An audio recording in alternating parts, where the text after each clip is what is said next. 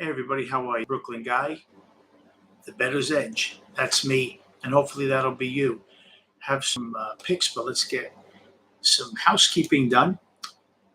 We started last Wednesday, and I had skipped a day because I was having a problem with the YouTube analytics and the show getting out to the right people.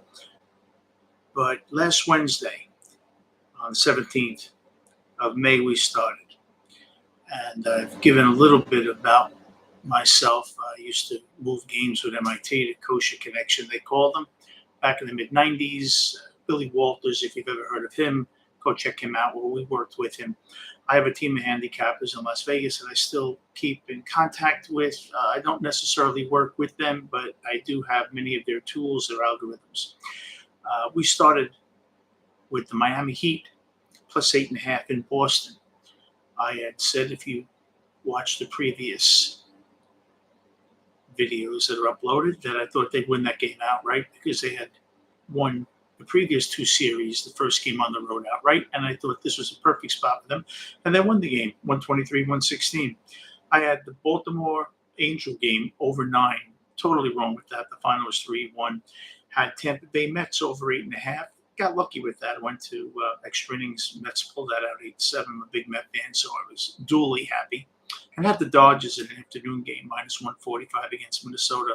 Thought the Dodgers were a very solid bet that game, and they won 7-3.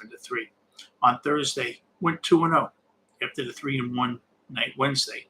Had the Lakers plus 5.5, and had the Yankees plus 118 dog. Both games won. At that point, we're 5-1.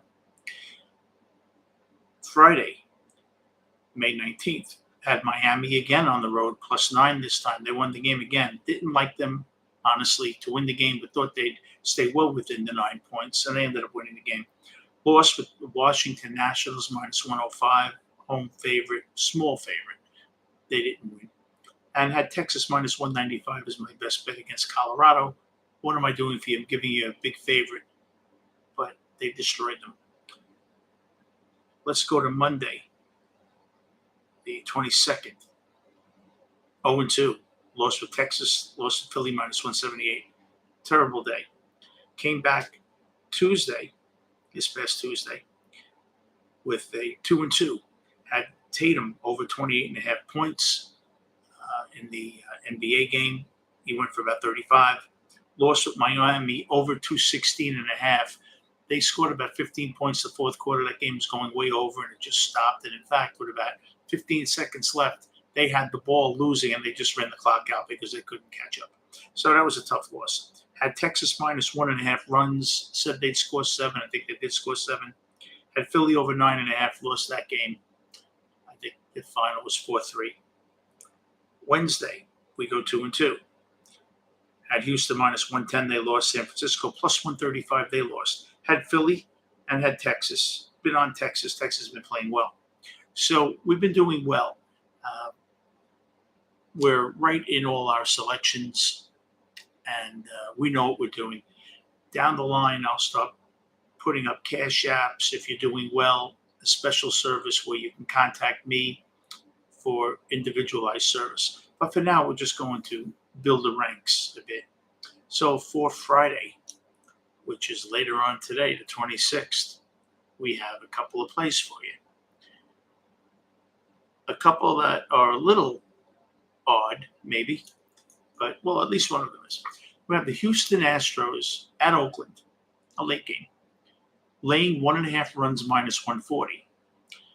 The reasoning behind that is because we don't want to lay 250 with a favorite. But we have no reason to think that Houston won't put up 5 to 6 in this game. The Astros have won 8 in a row and 11 of 12 before losing their last 2 in Milwaukee. They had a day off today to lick their wounds, and they're ready to get hot again. What better place than against one of the worst teams in probably Major League Baseball history? And I'm not overemphasizing that state. James Kaprielian held the Astros down a bit on Sunday for the A's, but it was a lineup that the Astros generally rebound very quickly with. And This will be doom. Right-hander Hunter Brown and a full Astros bullpen will slice through the pathetic A's, which is the worst against righties in baseball. We're playing the run line. Like I said, I'm looking at 7-1, 7-2. Have the Angels minus 140. Now,